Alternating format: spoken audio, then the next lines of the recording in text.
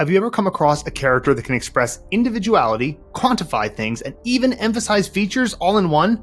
Well, this character is essential. Well, we're going to get right into it, but if you don't know me, well, ni hao. I'm Phil Crimmins, co-founder and CEO of Mandarin Blueprint, and after living in China for 11 years and seeing the broken Chinese language education system firsthand, my buddy Luke and I set out on a mission to detail the ultimate blueprint for Mandarin fluency, and one of those details is the Chinese character ge. And we're going to cover a lot today, and we're going to start with its most primary function, the universal measure word.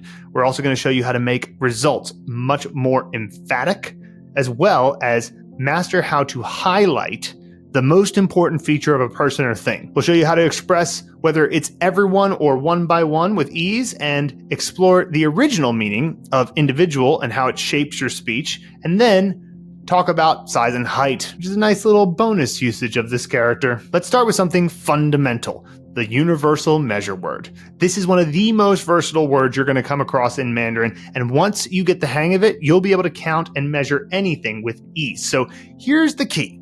If you are counting something, if you are trying to say that there is a number and you want to say how many of that thing there are, you're going to want to use ge. So number plus ge plus something or someone equals how many of something or someone. Now, bear in mind that a lot of times when you're talking about numbers, you're not actually counting anything. You're not measuring them in any way. So it doesn't mean that every single number must always have ge.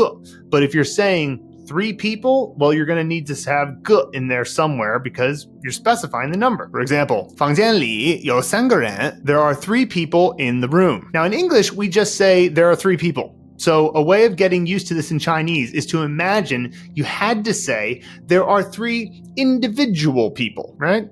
There are 3 individual people here. If you just translate it like that in your head, you'll get used to it quite quickly. How about this one? 还有5个星期就放假了. There are 5 more weeks until the holiday. Or there are 5 more individual weeks before the holiday. Now you might be thinking to yourself, why are they doing this? Why do they have to add this measure word in between? But remember, it's only a slight difference from English. There are many instances in English where we apply a measure word. It's just that we don't do it all the time. So I might say, give me a slice of pizza, or hand me over a bottle of beer. Those are measure words, right?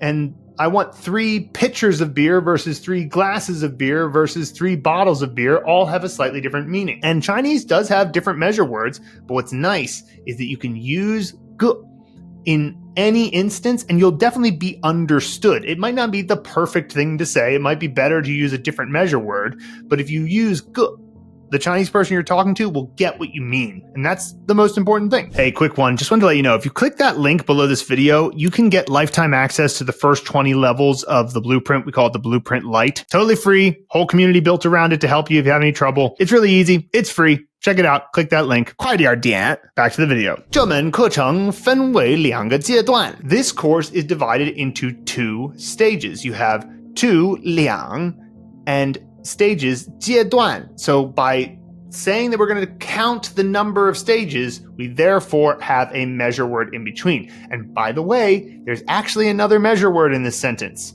So look at the beginning here. 这门课程. The correct word for a course in Chinese to measure a course is men. It's like a door. The word men means door. So it can also be used as a measure word to count courses. And it's kind of interesting. It's like the doors you open by taking a course, like Mandarin Blueprint, for example. And so you see, 这门课程, that is a way of saying this individual course, but you could say 这个课程, and a Chinese person will totally know what you mean. Now, here's the thing about ge. If it happens to be e that you are saying, which is just 1, and you add ge and then someone or something, you can actually omit e and have a more informal expression in daily life. And people will do this a lot. So if you go straight to the measure word, the assumption that Chinese people make is that you mean one of that thing. For example, you could say 鲁克有一个儿子, or you could just say 鲁克有个儿子. Luke has a son. It's true. And of course, this is far more colloquial to use it without the E. Technically, if you were ever in any kind of like written context, they're definitely going to write the E. But when you're just chatting with friends and you're just saying, yeah, Luke has a son. You're probably not going to add in the E there, so look out for it in your consumption. 请你洗个澡. This means please take a shower, because you must be talking to somebody who's a little bit smelly.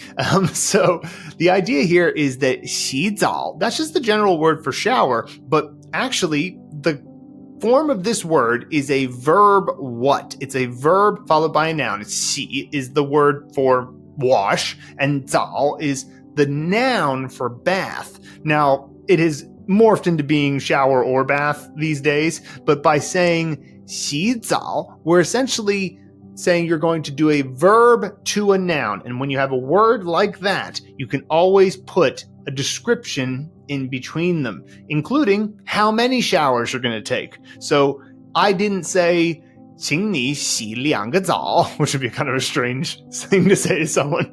Please take 2 showers. But if you just say 洗个澡, that's really common, because what they're really saying is take a single and individual shower.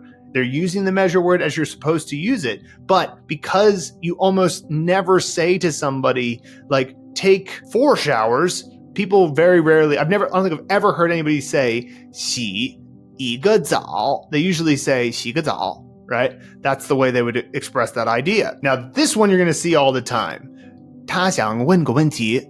That just means he wants to ask a question. So once again, by omitting the E, we're just making it clear it's only a question, and it's very colloquial. So that's the universal measure word. And again, there are often more appropriate measure words you can use, but if you use ge in the meantime, you'll be fine. And by the way, we always recommend to our Mandarin Blueprint members that really taking the time to truly study all of the different measure words is a little bit of a fool's errand, because you naturally pick up on the other measure words through your comprehensible input. It's so true compared to many other different types of things that you might want to study in terms of grammar. I generally think that you don't have to study grammar at all and you can still acquire a language, but there is a sense that, well, at least I'm an adult, I can kind of conceptualize the idea and then I can notice it in my consumption.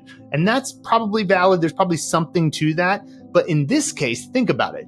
You always have number plus measure word plus noun. And that pattern is so easy to recognize that when you see a different character in between, san and the, like, for example, 床 is the word for bed. So if I say san something 床, you're going to go, well, what's that character in between? Well, if you learn character by character like we do in Mandarin Blueprint, eventually you'll learn that character. And then you'll go, okay, 三张床. So 张, well, that's clearly a measure word for beds, right? And you just pick it up naturally because the pattern is so obvious. And once again, learn character by character. Do not learn word by word. That's my biggest piece of advice. If you take nothing else from me, it's the 2 things. Learn character by character and get comprehensible input. If you do those 2 things only, it'll save you so much grief. But by learning character by character, it just means that you'll recognize the pattern and you'll be fine. So use ge until your comprehensible input makes you recognize the pattern and you switch to the other one. It'll happen naturally. I'm serious. You do not need to go and study measure words individually. Now, next we're moving on to emphasize the results of actions. When you really want to drive home what happened or what was done, this usage makes your statement kind of ring out. So let's check it out. If you have verb plus ge plus result, it's emphasizing the result of the action. For example, 今晚来我家喝个痛快. Come to my place tonight and have a fun night of drinking. So if I just said 喝痛快, it would just mean drink, and the result of the drinking is delight or happiness. Like 痛快, it's so funny. It's a great word because it's basically like, I'm so happy it hurts. 痛, right? And so, but if you say 喝个痛快, then you're making it really emphatic. So this person is quite excited about their party tonight. I like this one. 我把书撕个粉碎. I tore the book to shreds. Now, once again here, 撕, this just means to tear, and 粉碎. 粉碎 is kind of like break apart into pieces. So if you tear and the result is breaking apart into pieces, then that's one way to put it. But if you add 撕个粉碎, you're like, I tore it to shreds. That feeling there is stronger by adding the ge in there. Now, how about this one? 杰克突然说话，把我吓个半死. Jack suddenly spoke, scaring me half to death. So there is actually a word in Chinese, 吓死.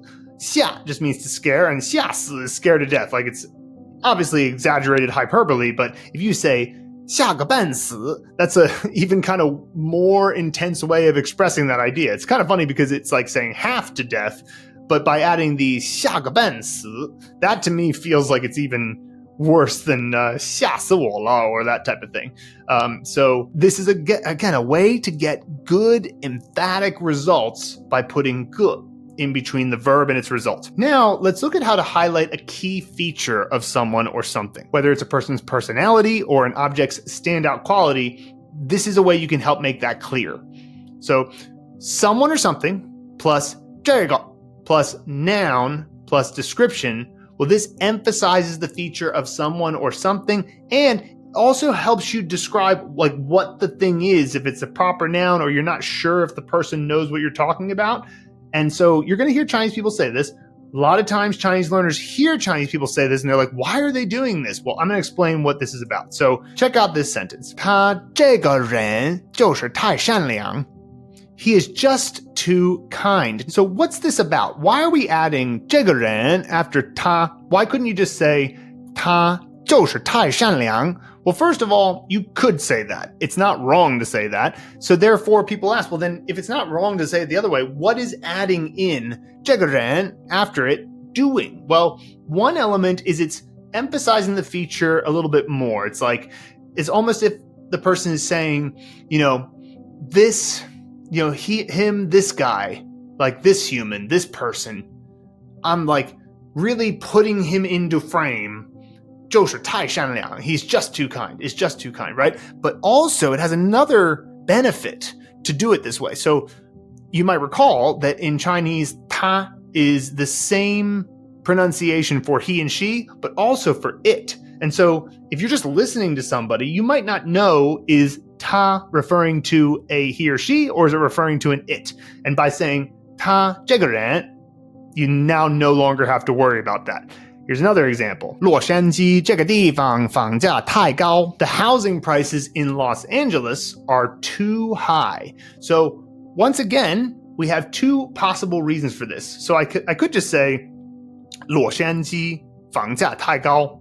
That would be fine. It's not wrong. But by saying that this place has high housing prices, I'm emphasizing that that's the feature that is important here. And also, suppose I'm talking to somebody who I'm not sure if they know about Los Angeles. Now, of course, two Chinese people almost definitely know that, but suppose you're talking to somebody who's a foreigner in China. They might not have learned the word 洛杉矶, meaning Los Angeles. I'm sure they know the city, but by saying 洛杉矶这个地方, that lets them know, oh, you're talking about a place, and I bet that, oh yeah, 洛杉矶, I bet it's Los Angeles, right? Because yeah, they do have high housing prices. Like, it gives you a chance to identify it. Now, here's an example that really gets it across. 芬达这个汽水是在纳粹德国发明的. So again, you don't have to put in here 这个汽水, but I think it makes a lot of sense to put. Why? Because 芬达, that is a proper noun. It's something that is not necessarily known to anybody. And so by saying a proper noun followed by its general noun, a soda, that tells the listener what you're talking about, right? So I think it's actually quite useful, especially for foreigners learning Chinese, because if somebody does this, then it gives you a chance to think longer, but also identify, oh, this is what you're talking about. Even if I didn't know the name of the thing you were talking about, I did know the general word for what you're talking about. And by the way, it was just by coincidence that I found out that this is true. Apparently, Coca-Cola had an embargo on the regime of the time, rightfully so, and so they created Fanta as an alternative, and so learn something new every day, I guess. So this is how you would hammer home the point of something, a most important feature. But up next, we're going to express whether everyone is together on something or one by one. Very useful to know how to say one by one, right? So you'll see how a couple of different ways of using 个 can make a big difference in how you're describing these things. So let's talk about everyone first. So someone or something plus 个, just double it up. Means someone or something is all or all of someone or something. 我的朋友们个个都很可爱. My friends are all very cute. Now, this is actually sort of more of an emphatic way of saying this, because if you just said 我的朋友们都很可爱, that would have the same meaning, and there isn't really anything translatably different about them, except that when you say 个个, you're really emphasizing that you could take each of them individually and think, dang, that's cute. So it's an emphatic addition to the all part of this. Here's another one. 员工们个个动力十足. The employees are all very motivated. And in this case, you actually didn't need to use 都, which is a common thing to include after you're talking about all of something, but 个个 does a good enough job of expressing the idea of all here. So by doing this, you make it clear, every single one of them. That's the emphasis that really gets across. 姑娘们个个都喜欢唱歌跳舞. The girls all love singing and dancing. And by saying 个个, like, it's kind of emphasizing that, there's lots of girls who don't like singing and dancing, but these girls who we're talking about, they all love singing and dancing, each and every one of them. That's kind of the feeling there. Now, that's emphasizing all. Interestingly enough, if you just switch it to 一个一个 plus an action, it means do that action one by one. For example, 这些苹果是我一个一个挑选出来的. These apples were picked one by one by me, right? So 一个一个, that gets across the idea of whatever comes after it. In this case, 挑选. And by the way, 挑, that's a great little word because it means pick, but it often is in the context. You notice that hand component there? It is in the context of like, oh, there's a bunch of fruits in front of me and I'm going to pick that one or I'm going to pick that one. And it has a sense of choice in it, but if you just say 选, which is the second character there, that could be any kind of choice, like a major life choice that I'm making. But when you have 挑, that kind of has that feeling of literally picking things from a big fruit basket, for example. 运动员们一个一个的上台表演作品. The athletes stepped onto the stage one by one to perform their pieces. So what's the action here? It's 上台. So that's go on stage. And they did it one by one. 一个一个的上台. Now, you'll notice here that we added in 的 in between. 一个一个的上台. We did a presentation on 的 before, and you can often do this. It's not absolutely necessary, but if you think about it, one by one is an adverb, right? So it's saying that 上台, that's your verb. So one by one, 上台 is an adverb. So by putting the 的 between, it gets across that same idea. Again, it's not absolutely required to put the 的 there. You can omit it. And then check out this one. 妈妈把洗干净的碗一个一个的放进柜子里. Mom put the clean bowls into the cabinet one by one. So this sentence is very cool because it describes an everyday thing, but it's actually got a lot of moving parts. So first of all, let's just get the main element here, which is that the action is 放进, to put in. That's what the action is here, because what is she putting it into? The cabinet, 柜子里. And so 放进, that's the correct verb for if you want to put a bowl into a cabinet. But there were a lot of bowls, so she did it one by one. 一个一个的放进柜子里. Now, the beginning part of this sentence is that dreaded 把字句, that 把 character where you take an object and you describe what you did to it. Well, what this tells you in 把 is in a sentence, and I know this is a tangent, but it's just a good way to think about this if you're learning Chinese. When you see 把 in a sentence, recognize that the object you put after it, in this case, a bowl, is the point of the sentence. Think of it like that. The point of the sentence is to try to talk about what the heck happened to the bowl. Now, what kind of bowl was it?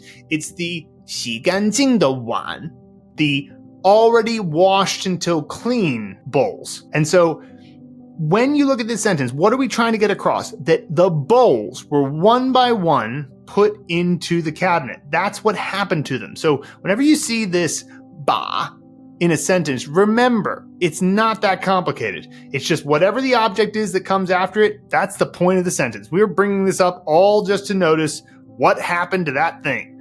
And another way to think about this is take the thing and do something to it, right? In this case, take the clean bowls and one by one put them into the cabinet. That's how you use ba. So we covered every one or one by one, and it's time to explore the original meaning of this word, individual. We'll dive into how this more kind of classic original meaning still plays a huge role in everyday conversation because there are plenty of words that still use it. For example, probably the most common one, 个人, individual, person, that's personal. And so whenever somebody uses this word, they're talking about their personal opinion, their individual opinion. 大家都有自己的个人爱好. Everyone has their own personal hobbies, right? So this is something that nobody else can have in collective nature with you. It's a personal hobby. 个别, individual, other. Now, 别, really interesting character. It can mean don't, it can mean other, and it can also mean kind of distinction or even classification. So the individual classification, the individual distinction, well, we're talking about individual, but not in the same way as like 个人, like my individual personal opinion, but rather this is an individual matter. There are some individual employees performed exceptionally well. 个别员工表现优秀. So by saying 个别员工, what we're saying is there were some individual employees performed exceptionally well.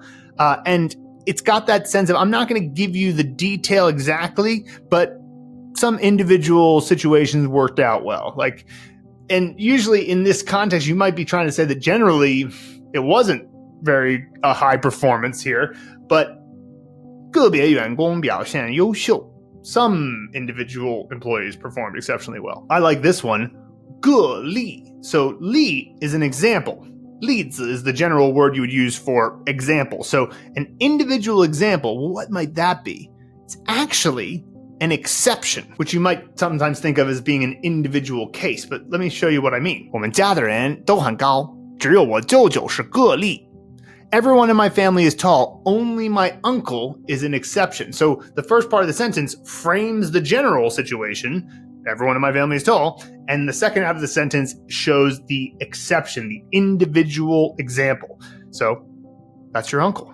He's always the example, isn't he? And then 个性, individual nature. Well, this is personality. 个性, very useful word. You're going to need it all the time. And by the way, that character 性, I love that character. One day for sure I'm going to do a video on that one. 他的个性十分沉稳. His personality is very calm and steady.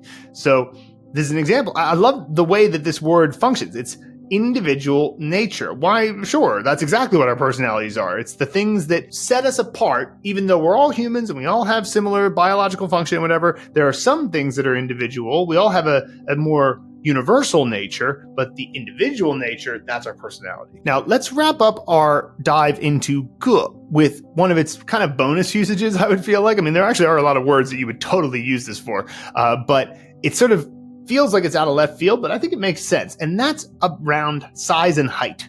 So if you were to actually say 个子, this means height. The more formal word would be 身高, right? The body tallness, I guess, 身高. That's like what they would maybe say at the doctor's office, but 个子 is the very colloquial way of saying height. 他的个子很高. He is very tall.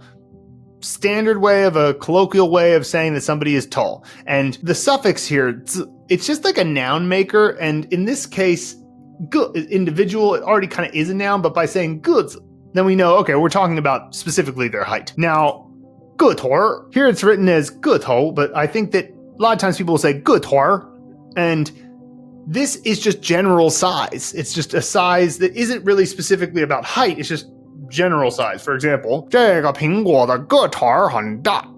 This apple is very large, and so it's not in any way referring to height. It's just, this is a big old apple. 个头. And then sometimes people will just say 盖, super informal way of saying height or size. And in this case, it can kind of mean either. It all just depends on context. 对面走过来4个人，全都是大高个. 4 people walked over from the opposite direction, and they were all very tall. So, I would say when you see like 大高个, it's kind of like big and tall in that sense. So, 盖, very informal.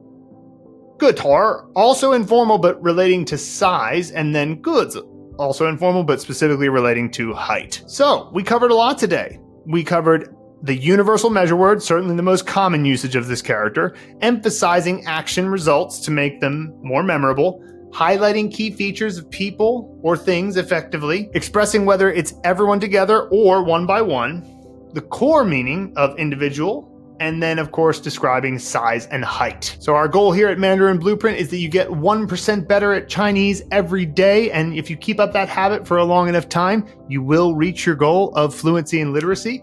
And if you'd like us to help you get there, you can check out the Mandarin Blueprint Challenge, which is a part and parcel of the Mandarin Blueprint Lite community. It's where you can find the Blueprint Lite, which is the first 20 levels of the Blueprint, and hey, you can get access to it for free. Just click the link in the description, and you can even join us at our next live event where we show you how to go through the challenge like a boss. 再见.